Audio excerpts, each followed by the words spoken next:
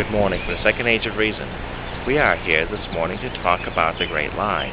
The Great Lie that tax cuts result in jobs, in hiring, in employment.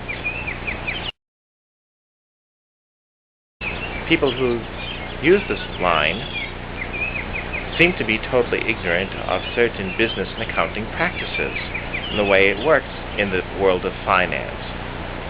And so I'm here to describe it to you because I haven't seen too many things on the YouTube describing, or debunking this false philosophy that's out there.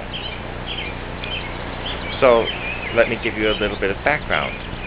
In the world of business, there's assets and liabilities. And among assets, there's two kinds, fixed and liquid.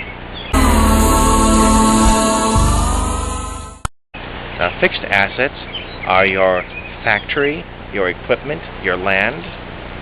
It's an asset. It's worth something. It's of value. But because it's fixed, you can't do much with it. It can only do what its purpose is. A machine can only do its thing.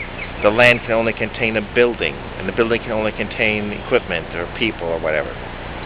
A liquid asset is cash. Cash is a liquid asset because it gives you the power to do all kinds of things.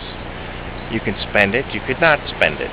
You could invest it, you could not invest it. You could hire, you could, so many things. Credit, while it seems to be a liquid asset, it's a liquid financial toxin.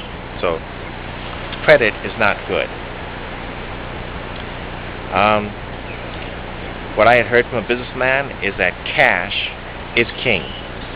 Cash is power. Cash is everything. That is what businesses look at.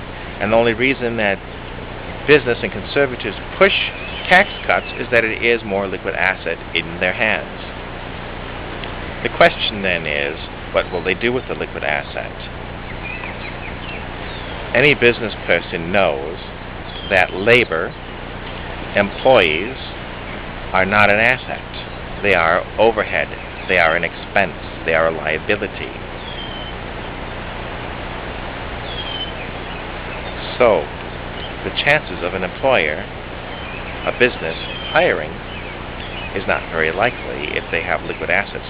They would more likely buy their employee a piece of equipment to make them twice as productive rather than hire a second employee to double the amount of labor force they have. So, who would want to espouse these values? It seems as though it's conservatives, but the ones who shout it from the rooftops are actually what I would call stupid conservatives who don't know basic accounting and business principles. Either that or they're very dishonest.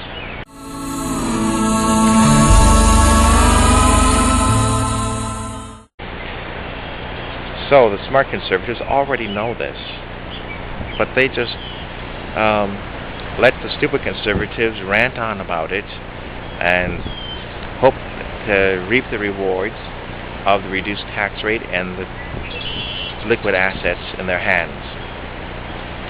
But I just thought I'd let you know that labor is not an asset.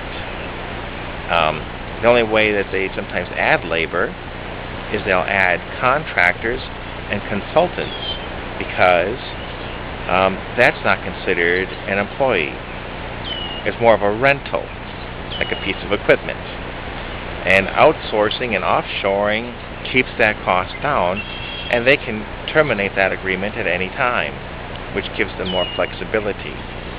So that's why they do that sort of thing. So I would say this is a description of how tax cuts resulting in jobs is a lie, and you should keep this in mind when you hear people talk about that, and call them on the carpet for these ideas. So, until later, we'll be seeing you.